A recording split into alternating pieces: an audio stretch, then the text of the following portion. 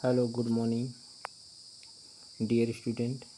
जैसा कि आप सभी को पता है, आपको हॉलीडे होमवर्क में एक होमवर्क मिला है जिसका नाम है फंडामेंटल राइट्स और फंडामेंटल ड्यूटीज़।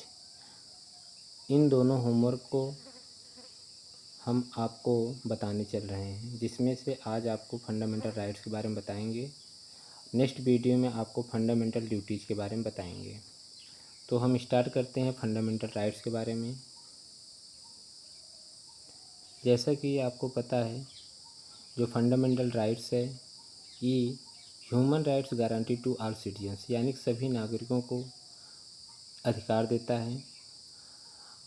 ह्यूमन राइट्स यानी कि मानव अधिकार। संविधान एक ऐसा डॉक्यूमेंट है जिसमें सभी मानव को अधिकार मिला है। Enriched in the part 3 article 12 to 35। अगर हम बात करते हैं फंडामेंटल राइट्स की, ये आपके संविधान में पार्ट 3 के आर्टिकल 12 to 35 के बीच में इंक्लूड है। आगे बात करते हैं ensure dignity, equality and well being, यानी कि मौलिक अधिकार सभी नागरिकों को गरिमा, समानता और कल्याण सुनिश्चित करता है।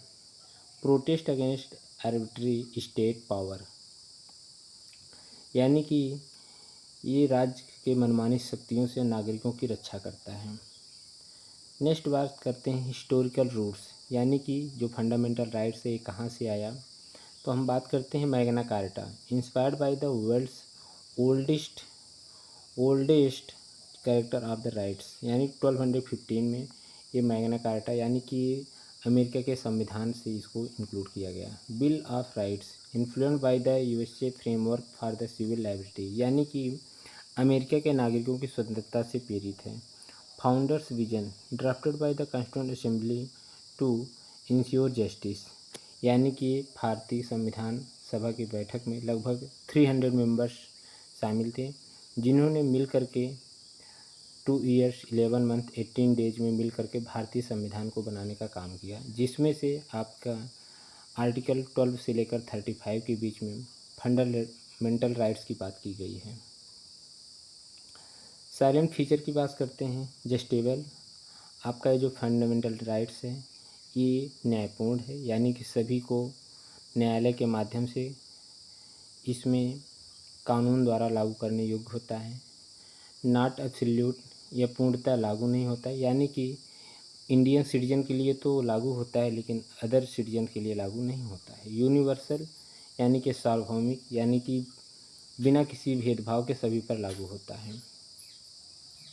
राइट टू इक्वलिटी, ये आपके आर्टिकल 14 to 18 है, जिसमें आपको लिखा है आर्टिकल 14 में इक्वलिटी बिफोर लॉ, यानी सभी लोग कानून के प्रति समान हैं। नो डिस्क्रिमिनेशन, आर्टिकल 15 में कहा गया कोई किसी के साथ भेदभाव नहीं करेगा।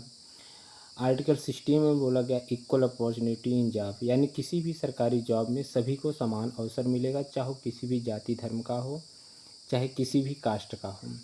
एब्सोल्यूट ऑफ अनटचेबिलिटी, आर्टिकल 17 में कहा गया है कोई भी किसी के साथ छुआछूत नहीं कर सकता है।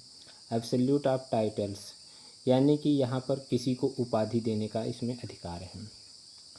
बात करते हैं राइट टू फ्रीडम, यानी कि स्वतंत्रता का अधिकार। ये आर्टिकल 19 to 22 तक है, जिसमें फ्रीडम ऑफ स्पीच एक्सप्रेशन, यानी कि यहाँ पर बातें कहा जाए, अभिव्यक्ति की आज़ादी, यानी कि बोलने की स्वतंत्रता।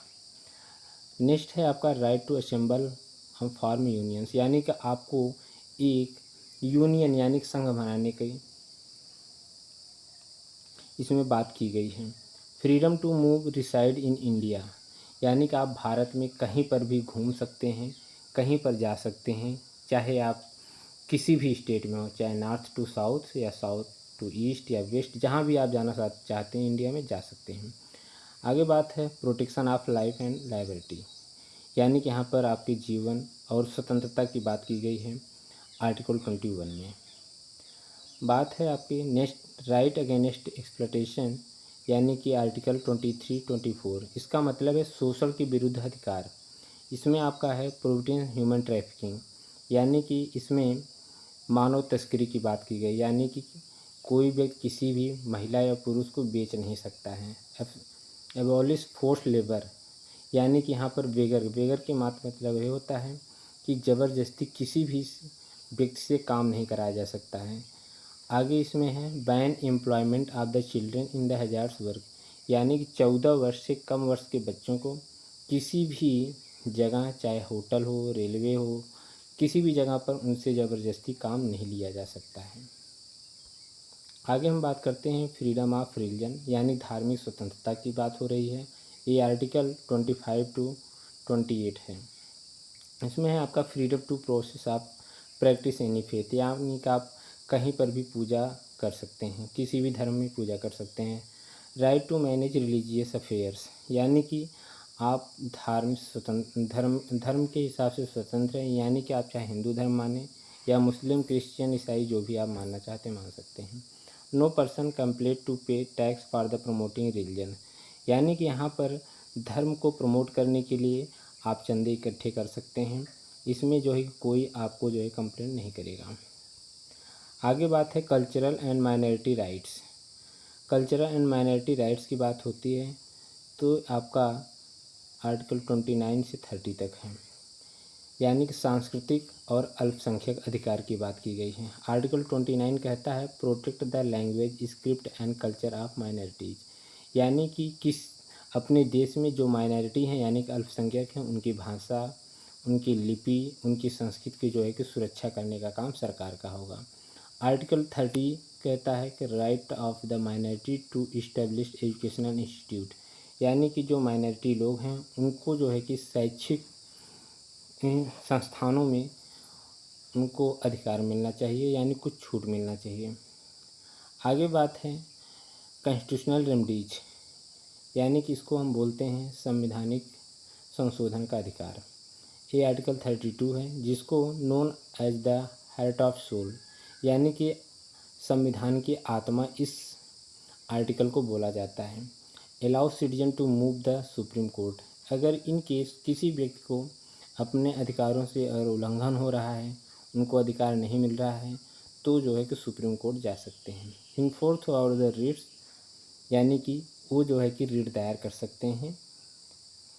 आपको वीडियो अच्छा लगा हो तो चैनल को सब्सक्राइब करें एंड लाइक करें। Thank you. मिलते हैं नेक्स्ट वीडियो के साथ। धन्यवाद।